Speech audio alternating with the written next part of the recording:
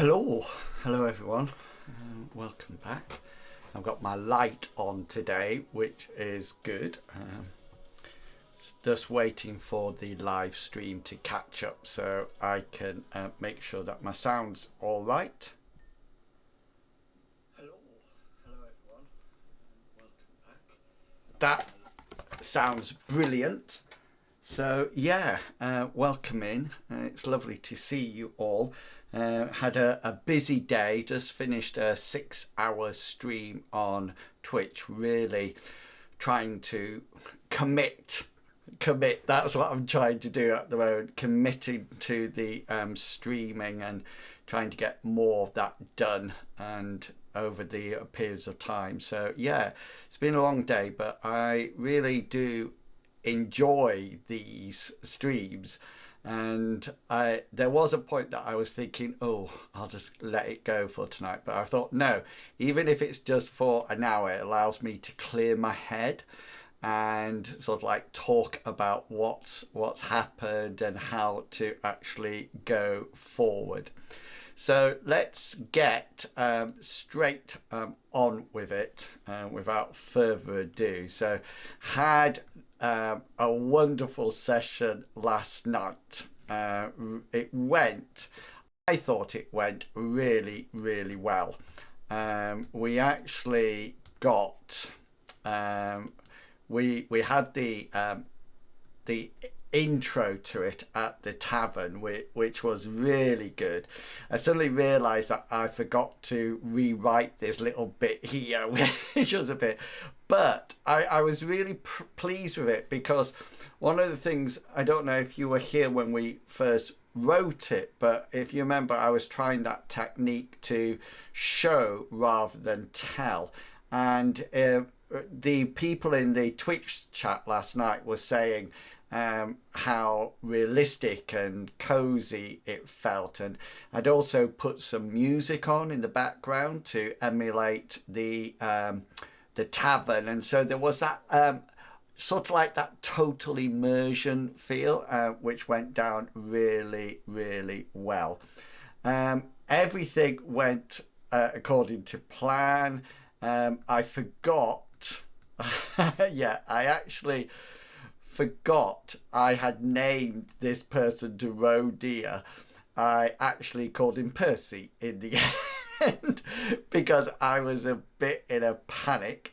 Interestingly enough, I upped the coinage value as well, and quite unexpectedly, the group, before they left the town, actually decided to go and talk to the to the carpenter, which was, I was just like, okay, yeah, that's fine, no worries, let's go and see what he talks about. We had a bit of a scary night with them, with the wolves, and as they carried on the second day, I started to sort of like talk about this, and we've actually left it in daylight that they come around the corner, they've seen 2 white wolves mooring and eating what appears to be a stag. Oh, sorry. A stag or a deer or something like that in the middle of the ground. So that's where we actually left it. If I just quickly log in, you'll be able to see where we left it. It was really interesting. I really liked how the so this is where we left it. So that's them, and these are the tokens coming on. So the little red dots with the numbers on, that's the order that they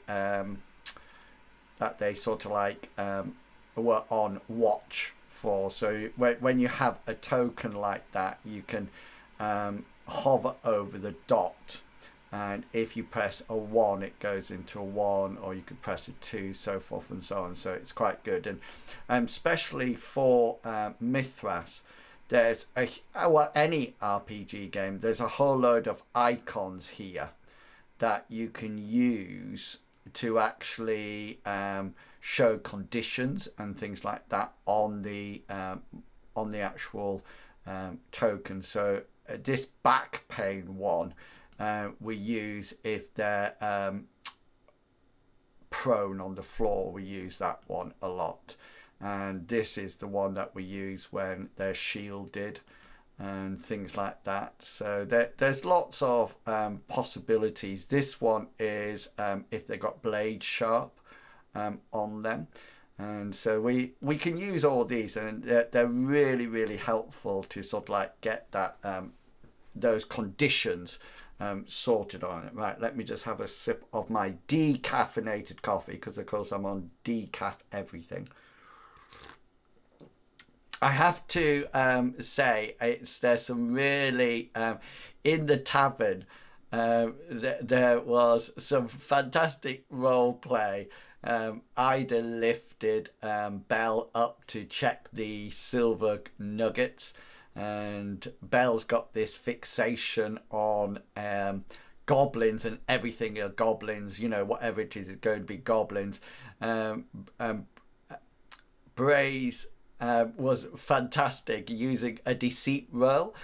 So Captain Kangaroo was saying almost like these tall stories, and then trying to use deceit to try to fool people, which was brilliant. It really was. Tegan's very quiet and almost like keeps himself to himself.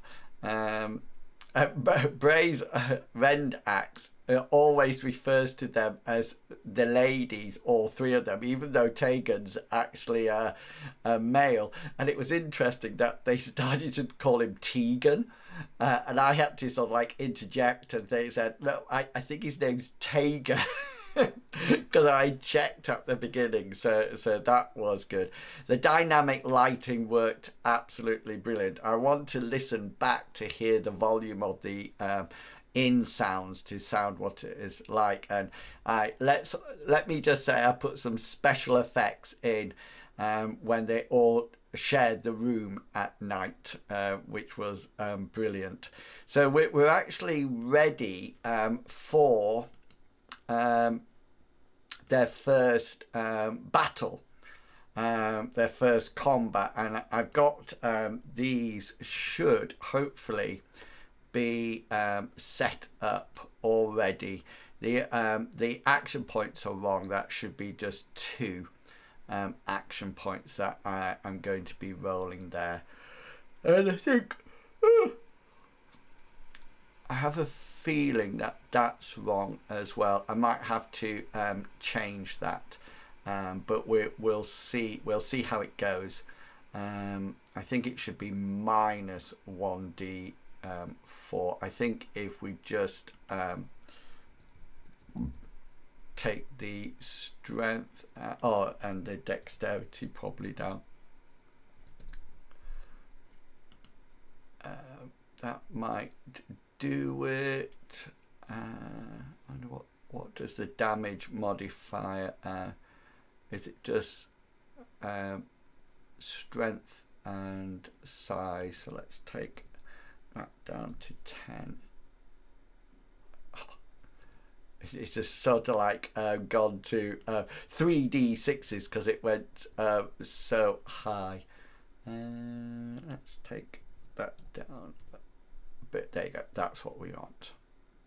Yeah, so that's all done and dusted. I can change this. I need to change it in the settings. Campaign settings, action points 2. That's what we need to be at. So that they're all ready to go, and then of course last week, why is that? I'm not too sure why we have a blank thing there, but we'll delete that. Everything is ready to go in the mine.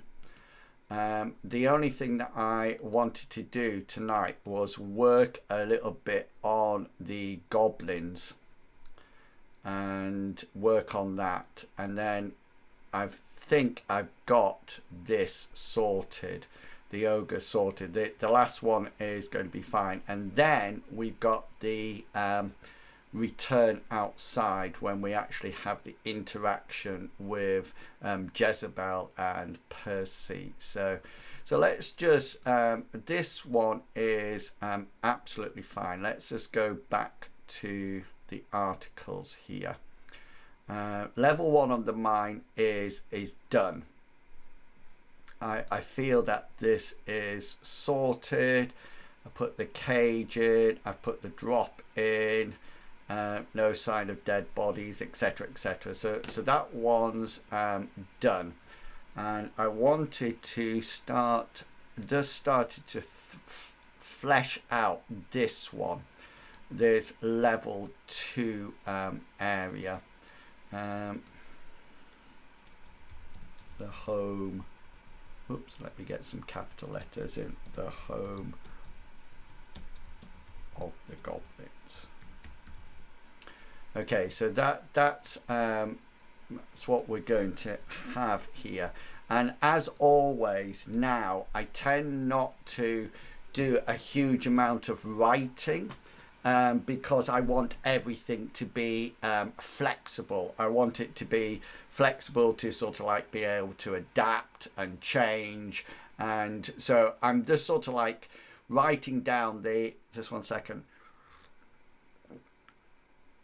I'm writing down sort of the key points that I need to remember, so it's sort of like I can see at a glance. So when the party enter the level, the goblins will be at rest. No one has come down from above for some time, and they are currently more relaxed. They fear the ogre coming up rather than the rats coming down. Okay, so that's the first thing. And now what I wanted to do is almost decide what's happening in this space. So I've got a bit of a I want it clear in my head the dynamics of what's going on down here, and what the party are going to see, what they'll come out first. You know, what can they avoid it? Can they go stealth like? And I'm hoping what they might do is drop down the gnome or the half orc with their night vision down, because I actually have the full version of Classic Fantasy, and I actually bought it exactly the same time as I bought Mithras, because I didn't know which one that I wanted to work with. And then in the end I sort of like went with I went with Mithras, but this, I still think this is a fantastic system, and we're really enjoying it at the moment. That sounds really bad at the moment, but I'm sure it's going to go on for quite a few. It's going to be a few weeks, and then we'll decide whether or not we're going to keep it in the system or not. We'll see how it goes. So the first thing that I need to know, dismal cadence, a nocturnal, have a hard time seeing to, generally only coming out during the day. So that's absolutely fine. soil garments. They have an average lifespan, so they're quite dirty and unkempt. So that's something that I want to reflect in this place. The goblins are both untidy and unkempt, and the first sensation of them will be the smell. This is not only from the goblins themselves, but also from the rubbish pile near to the entrance. Okay.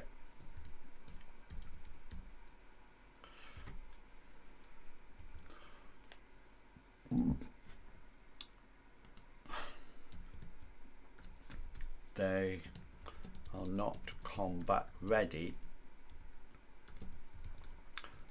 but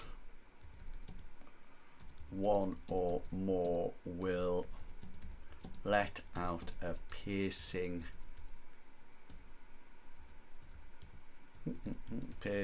scream if they sense a threat. Okay. The whole level is in darkness. The goblins don't need light. They will shy away from brilliant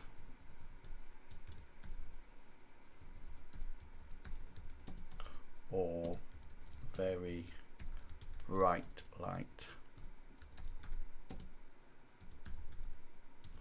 meaning they will spend their next action dithering. I think that's a nice sort of like element of it. And if the party are thinking on their head, I know they've got a light spell now, so that sort of like feeds in nicely to it.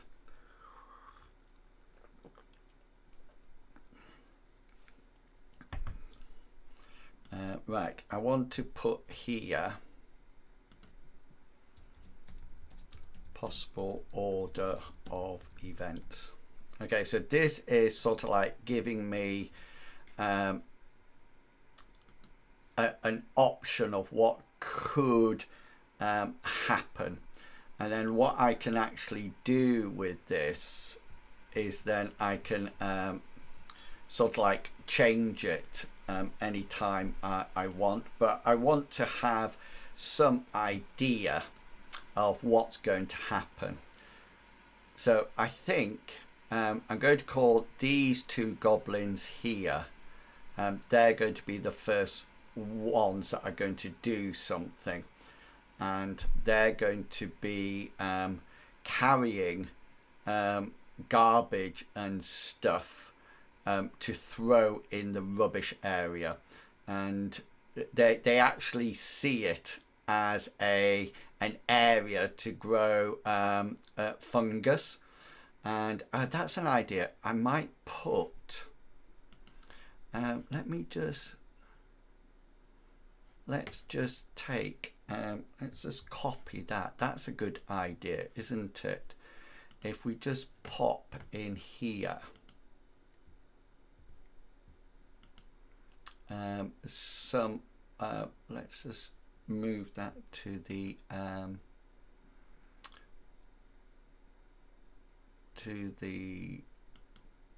oh no, that's wrong. let's just move that to the map layer. This one. And then let's give it let's give it some light, so it emits low light, say 30 foot, and it's going to be like a blue color. So let's just see what that looks like. Let's go back to the token layer and take a look. Yeah, that's nice. Yeah, I like that. Okay, then let's end that preview. I'm going to, let's go to the map layer. I'm going to move that there, and then I'm going to copy and paste it and put another one there. Let's make sure it's got its low light on still. Yeah. So let's just go back to that token. That looks like it's giving off light. Yeah. That's nice. Okay, that's cool.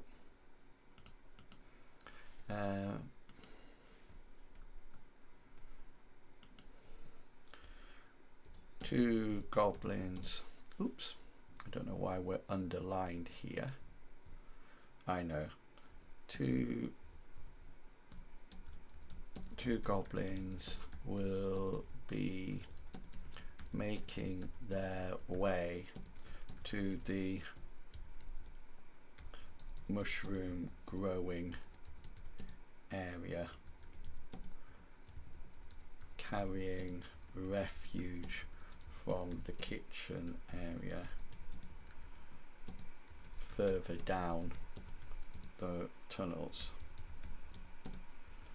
They are grumbling and cursing, having to do the job since they made the boss angry by challenging his command earlier in the day. Their hands are full,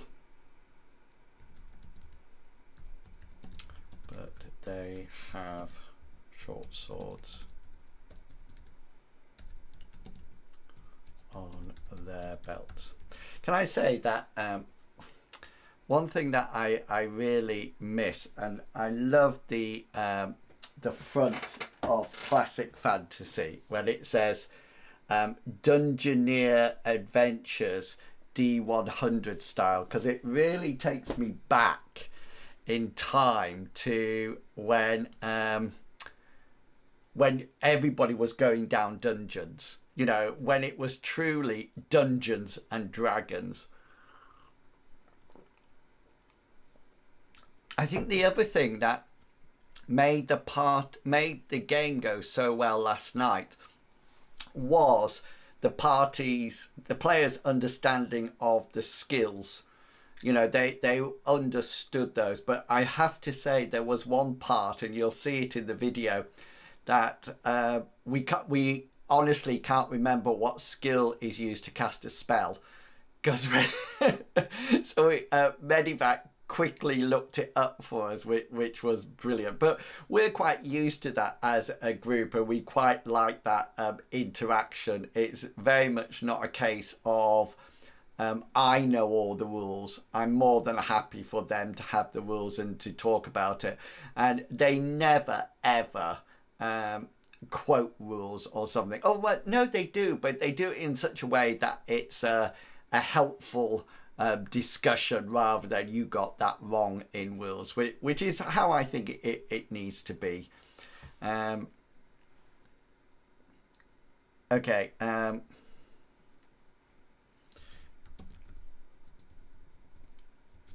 The goblin Right, there's a goblin down here in the habit. 2 goblins in the habitat area.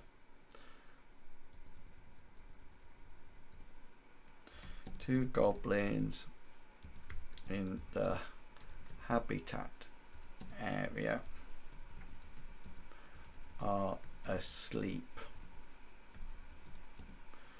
and will only wake up if they hear the warning screen or a character fails their stealth roll. Okay, so at this point what I like to do is almost like say, okay, these people are asleep, so their opposed role is, and I actually like to give it a value, but I think what I should do is actually give it a roll. But because they're asleep, it's not their full perception. So I'll say something like perception to oppose the stealth is 24%.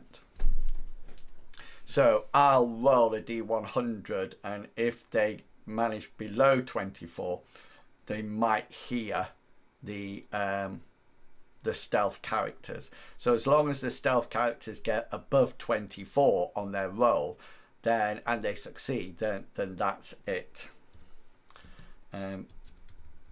These goblins will grab short spears and will be prepared to throw or use these in melee.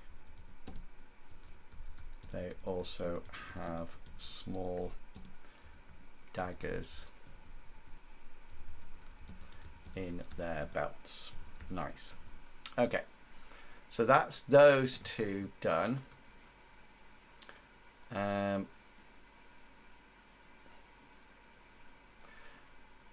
feel I'm going to move this goblin here. I feel this goblin is going to be the guard of the boss. That's what I think they're going to do. So these are actually going to start off a lot further down, like down here, coming up with the rubbish. Okay.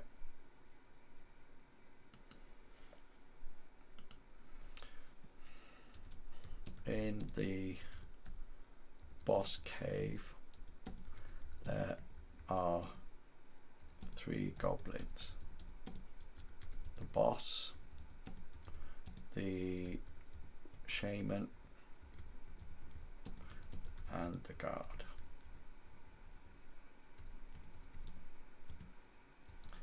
If the alarm is sounded, the shaman and the boss will move together into one cave, and the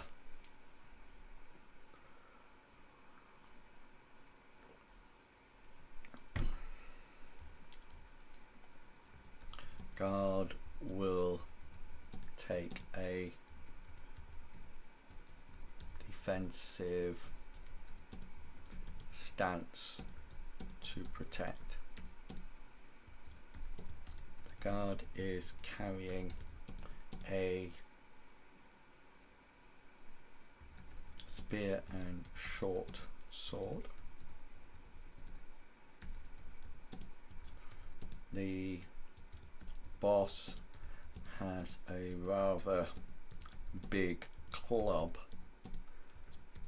and the shaman is armed with spells and a dagger. Okay, I just had a thought about something. I'm going to put this this character, which doesn't seem to, it seems to be on the token layer. I want to put these here because I've just had a thought, and I'm really pleased that I had it now rather than later on. So what I think I'm going to do,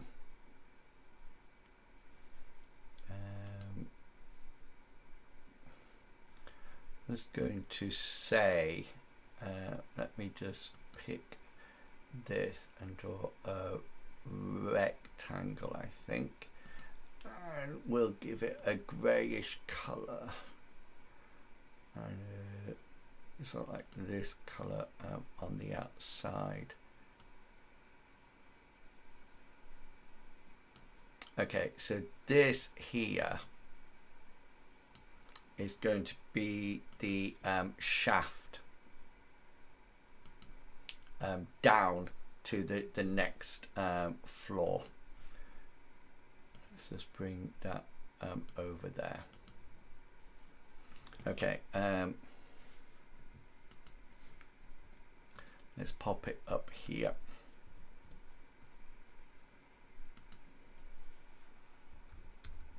The shaft down to the next level is opposite the boss room. Guard is always alert and will protect the boss if the ogre comes up. Way down is the same as the level before. The shaman has a habit of casting befuddle onto the ogre if it does come up, which causes it to lose balance and wander aimlessly. I'm not too sure whether or not that's the exact description of the spell, but it's what I'm going to make happen. Okay then.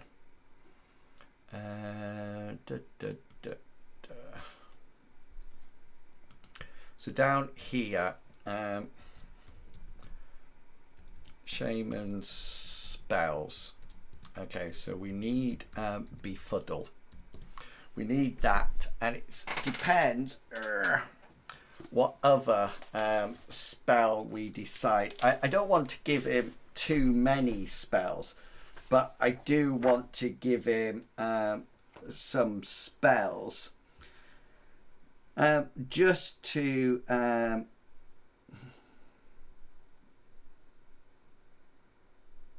cause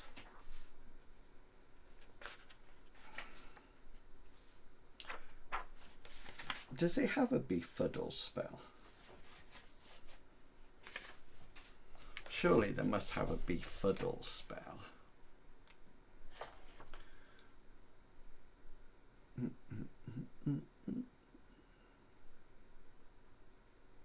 What? Arcane spells. Maybe it's a divine spell.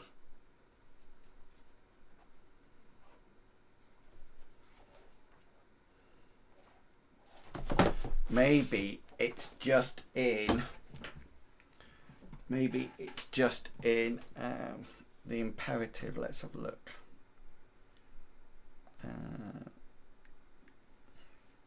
My go into files, I've got it on my iPad. Clerics, standard skills. I must admit, I love how it's really nice that the imperative, the PDF has a whole load of it's really good with the bookmarking. Yeah, there you go. Befuddle. Befuddle causes confusion with the mind of any corporal target. Okay, so I'm not going to give it blade barrier. I think that might be a little bit too much. Let's have a look at the class.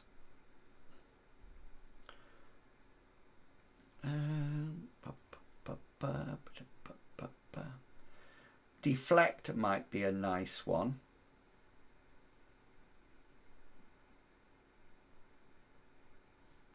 Now let's put deflect in here. And then I'm wondering,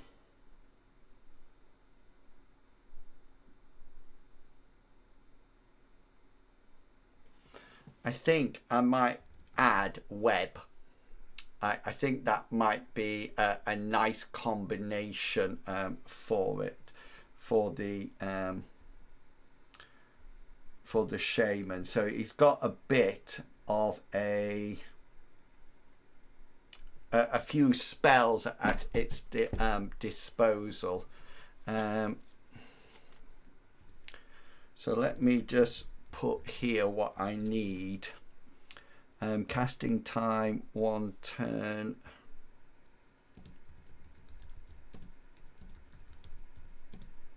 Do you want to know what I'm going to do here? This is going to look really, really strange, but I actually know what I'm doing, because I might need all these again.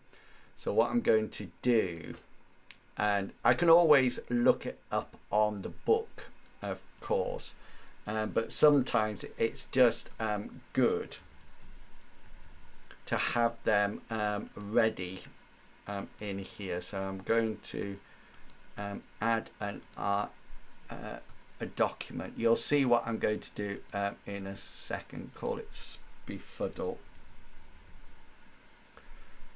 And then I'm just going to put what I need. Sphere is charm. I might need that. Cost 1 MP. I'll put area 1 target. You'll see one of the wonderful features of World Anvil in a second. Casting 1 turn, which is fine.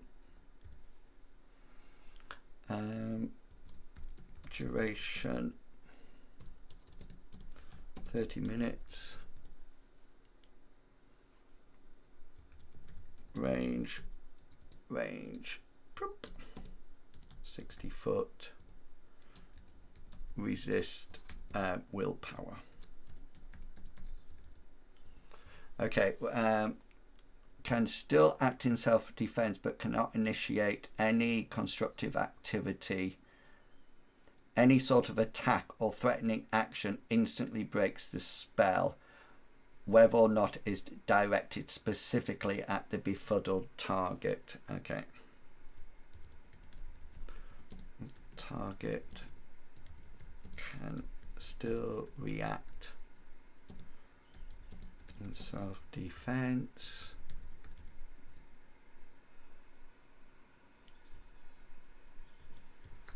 Any sort of attack or threatening action breaks the spell. And it specifically says whether or not it's directed at the target.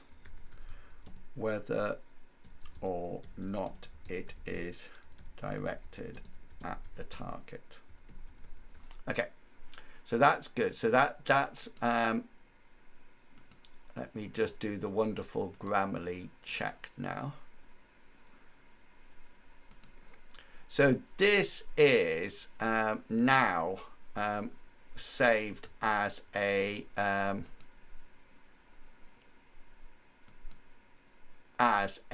spell in this area. So what happens now, if I come up here and press auto link and say replace all and change, can you see now what's happened? That this befuddle now has a link in it. Okay, and this is super important. Notice I mentioned the word befuddle, so it's here as well. So now let me just save it and let me just view it in a new link for you. So now what will happen, can you see this says actual befuddle here and here, and what I will be able to do is click on that and it'll take me to the befuddle spell instantly. Okay, so this is sort of like the really important bit of one of the fantastic options of World Anvil for that. So we got deflect and web to do. So we go back into our spells, we add an article and we say it's a spell and we call this deflect, and then we just need to fill in. Now I know what you'll probably say. You'll probably say, oh yeah, but inwils, you're going to have the book there. Why don't you just read it from the book? And it's only because I've got so many things up on my screen at any one time.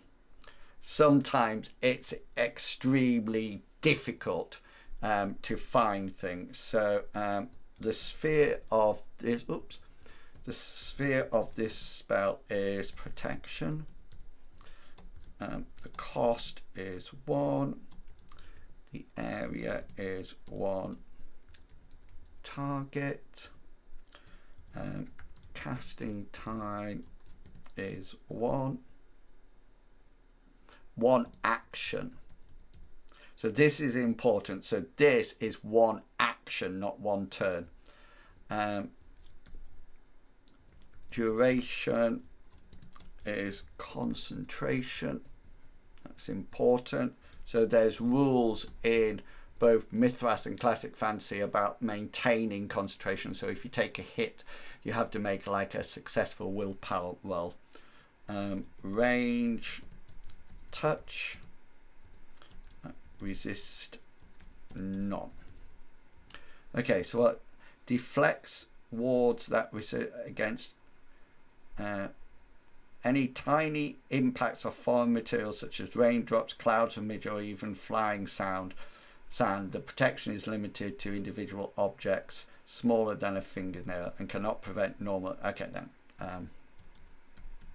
we'll stop very small objects, not combat based. Okay, so that's cool.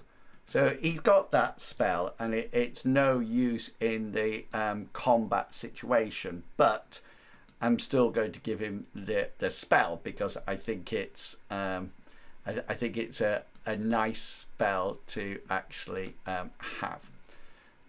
So now when we do this again, hopefully that's going to pick up deflect. There you go, that's all done and dusted. So next is web. Let's get the important bits for this down. My iPad is too far away from my face. Story of my life. So we're down to fumble purify, sphere, word of recall, wizard sight, wish. Certainly not having a wish, and here's the web. Okay, so this is going to be interesting, I think. Okay, then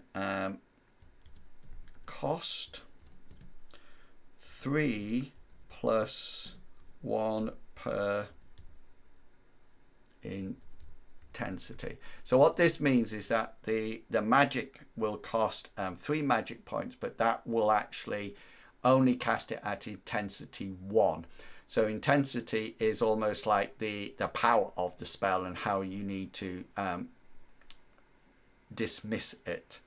So it's sort of like the more powerful it is, the harder it is to resist. So the area is 20-foot radius. Casting time 1 action. Duration 20 minutes per intensity. Range is 30 foot per intensity. Resist is evade, but it also see below. Okay, then this spell causes strands of sticky web to shoot out from the gap, which may be anchored or blocking it and impede it. It may also spray onto opponents and entangle them. That's good. Assume that the target has room to escape the webs. A successful evade roll places the target outside the area of effect. However, this requires an action point to be available. Okay then. Action point needed for the evade to get out of area of spell. Okay, that's the first point. Failed resistance leaves the victim immobilized and 1d hit points entangled. Okay. Resistance 1d3 locations entangled. Okay, that's good. We're with it so far. An entangled arm cannot be used. A snare makes physical skills wonder. Oh yeah, so that's just like normal rules. On the following turn, the victim may spend an action point to attempt to break free of the webbing. Following turn, spend an action point to break free of webbing. Also, the other thing that I find, if I type it out like this, then I'm committing it to memory. I find that really a good process to go through, so it's in my head. Magic webbing is incredibly strong and sticky, possessing 6 armor points.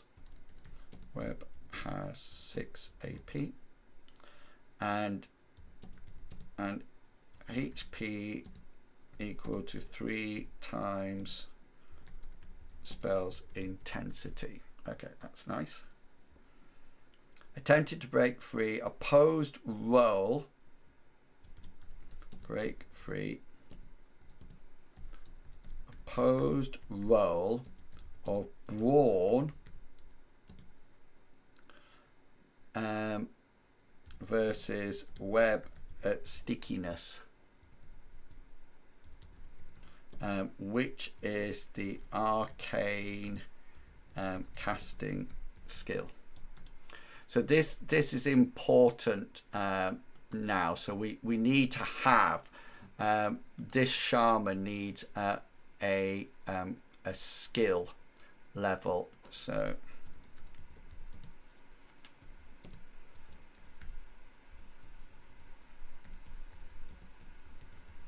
what I'm going to do with that, I'm just going to check what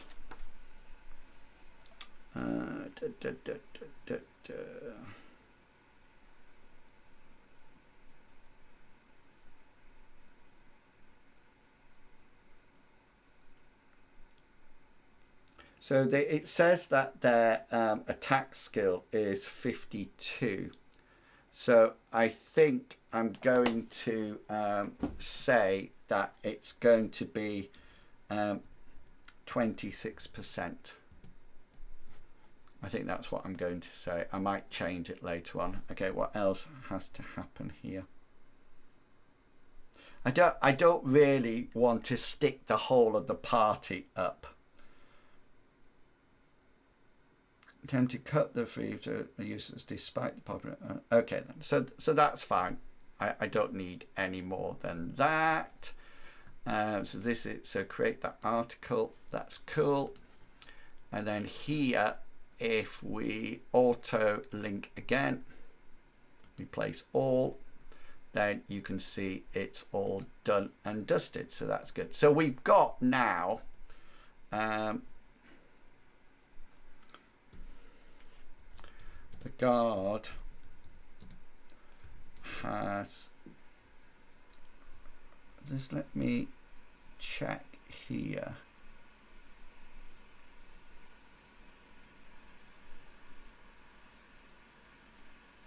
Uh, 52. How much armor does it have on? 3 on body, chest, and nothing on the head. Has an additional 4 AP on their head with their helmet. That's cool. Boss has armor of +1 in all locations and 4 AP on head. Also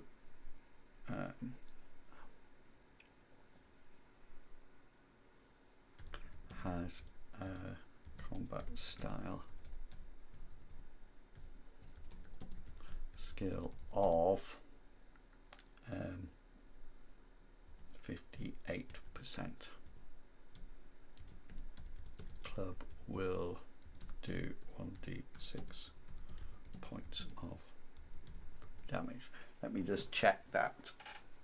I think a mace does 1d6, which I'm quite happy about. Range weapons, those are. No, I want melee two-handed weapon. A two-handed club does 2d6s. A club does 1d6. So I think I'm not going to make it 2d6s, I don't think. I'm going to put it in brackets. If I see, because I'm new to this game, I'm not too sure the impact of any of these on the party. So I sort of like make adjustments as I go along. Obviously, I don't want to do a TPK, is it? Right at the beginning. Now, I did put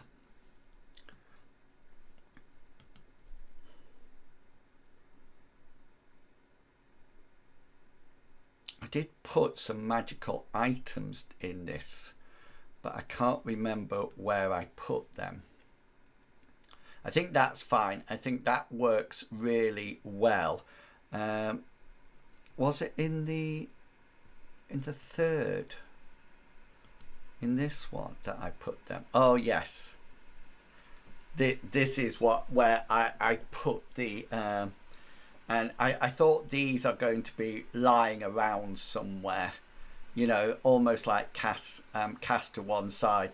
Although I'm wondering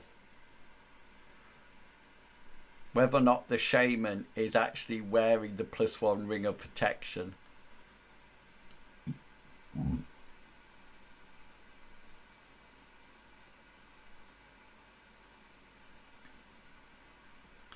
I think I'm going to make the shaman wear it, because I want them to sort of like get used to this idea of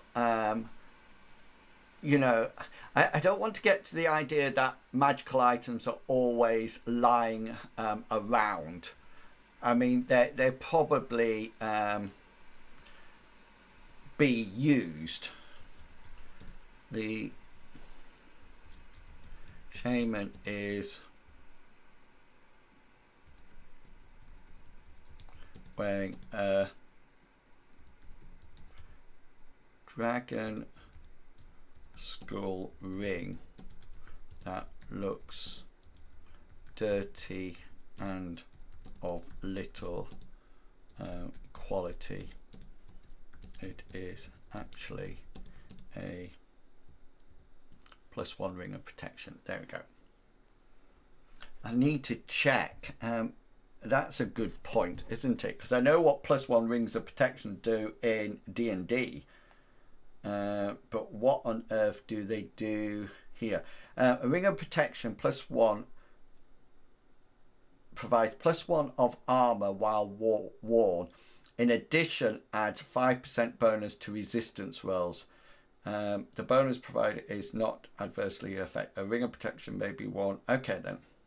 So so that is going to be +1 AP and +5% to resistance rolls. Nice. Okay, that's good. I like that. I like that as a setup. I think that's going to work nicely on here. So what I predict, depending what's happening up here, these are two other goblins that they occur first. These two might have a back attack.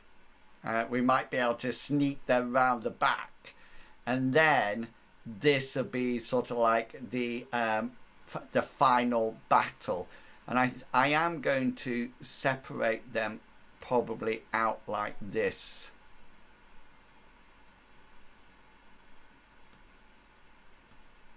I think that's what we're going to see, because I might then be able to get a back attack in or something like that. I'm devious, okay? I'm devious. So that means that we've got one more area to do, and it's going to be this area. And I think I'm going to leave this until I've seen what combat is like and how powerful they are, which we'll be able to see in the first couple of sessions. And then we can decide whether or not to flush this out with more creatures or to leave it how it is. But that's working well. Now, the other thing that I need to do soon is that I need to come back to the Mithras world, because that's going to be like the next game that we play. So I can't just sort of like sit back and sort of like say, oh, nothing's happening. I've still got to keep this in and going along in my head. Thank you, Darth. Sorry, I didn't see you when you first came in. It should be a very interesting area. Darth, I've got a question for you if you're still there. If I streamed Mithras to YouTube, would you still come and watch it, or do you watch it solely because it's on Twitch? Or is it easier to watch it on Twitch? I'm just interested in future planning. I'm not saying I'm moving or anything. I'm just interested what's going to happen. I'm just interested in people's opinions. Now, it's in here that I've actually said here, pets such as boars for goblins, but they're not going to be goblins. They're going to be more like ghouls. So what I need to do, I need to sort of like start to think about this. What I really would like, because so far in the party we have we've now got an animist, because Tex is going to play an animist. We've got an animist, a sorcerer, a theist, a fighter in Hazra. It would be really good to have a mystic in some form. I think that would be a real interesting addition to the party. So I'm going to try to persuade some people to join. Hopefully, I've got several people in mind, and we'll see what happens. We don't need to have a mystic, but I just think we've then got all the character parts. Okay, and then so this is virtually done now, and what I need to sort of like work on next, I need to get this shaman. I need to sort out the animist for let me start making a list here. So I make all my lists in ClickUp. In my spaces I have RPG tasks to do. Right, so sort out spirits for animist. That I need to do that quite early on to get them sort of like up and running. I need to get some kind of order of this happening. I need to think about Tex's how his character is going to be introduced. Oh, there's loads to do here still. Right. How will Tex be introduced? I always find introducing new characters, I mean, it's really good because we have a really good bunch of players, but it's always one of these things that it has to be done in such a way that the party gels with the new people, and that's what I have to sort of like think about, whether or not how they're going to gel together. I mean, hopefully there's going to be some interactions. I'm hoping for some real philosophical discussions between Bartleby and Texas Animist, because they both see the afterlife as something quite different, you know. So it's quite interesting how that will actually come about. So that should be fun to watch and listen to. I just need to make sure that the first adventure really sort of like captivates everything. So it's almost like there's a good feel to it. Leeches, location, swamp spirit. There is no swamp. The party will encounter a swamp where there was not one before. Oh yeah, I got what I mean by then.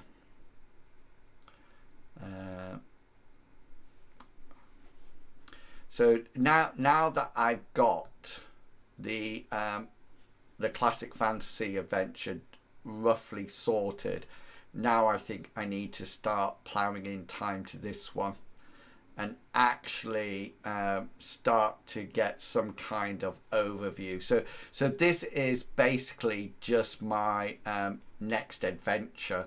What I need to do next, I think, is come into the plot and actually create a new plot, like some of these, like the overview of the Harpy Queen.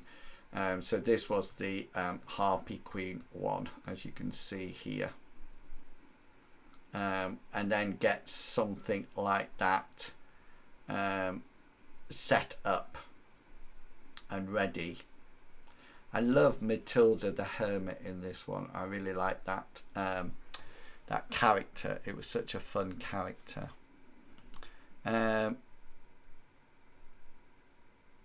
Yeah, I understand that. Sorry, I didn't hear the bleep. I understand that.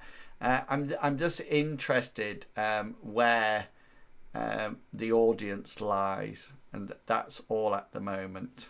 But we'll see.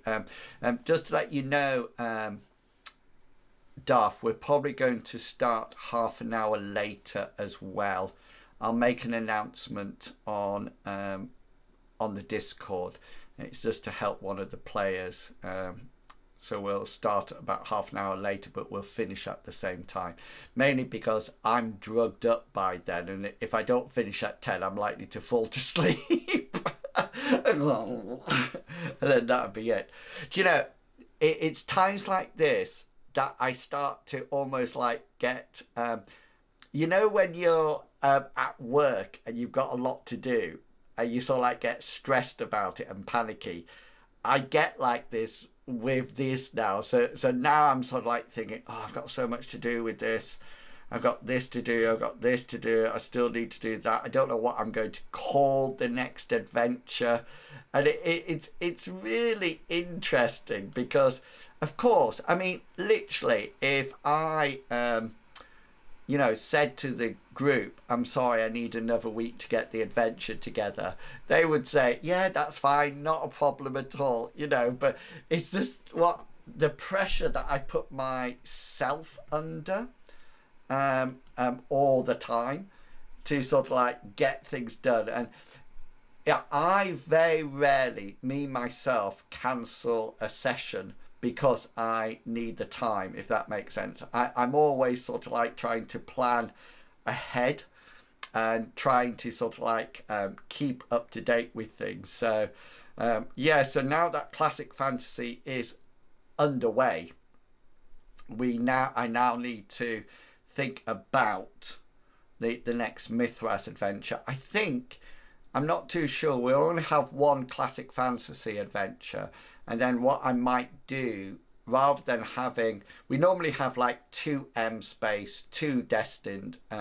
What I might do is just have, if they want to play Classic Fantasy more, I'll have 1 Classic Fantasy adventure, 1 Mithras adventure, and then move them on like that, I think, rather than having 2 or anything like that. Or, of course, we might just go 1, 1, 1, 1, 1. I don't know. It says that some Classic Fantasy and Mithras are both sort of like fantasy settings. That's the only reason I think about it like that. Okay. That is a good evening's work there. I'm so pleased that I powered on through that, because I feel that Classic Fantasy, this adventure, is virtually written now. And so I can just sort of like next Sunday we'll probably do the level 3 one, and that's it, and then start working on the Mithras adventure. And hopefully I will have sorted out some spirits by then. We actually know the spirits, etc. I just need to decide which ones are bound, which ones are in a fetish, which ones he can call, etc. And then hand that over to him for any questions that he has. So what should happen now? What should happen? Oh yeah, fantastic. Did you raid this week, Darth? Did you raid? Oh, that reminds me. Do I have a bot in here?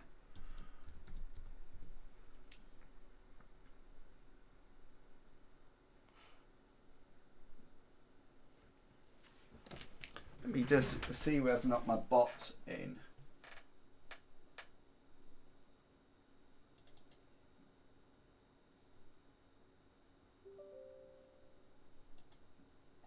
Right, let's do that. Not this week, Wednesday. Nice. Nice, right. The bot, I'm hoping the bot is connected. So I hope I have Inico with a space in his name. in here. So I couldn't get it to work, but last week it worked all by itself.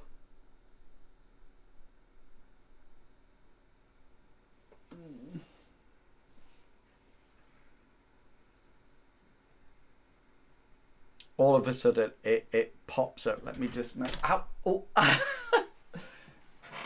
Let me make sure.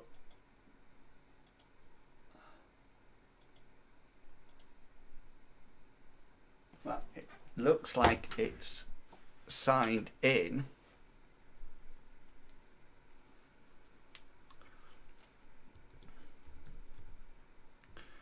Let's just do it again to see whether or not it wakes it up. Yes! Inico is here! I'm going to get the little picture of Inico to go where the eye is. That's the idea.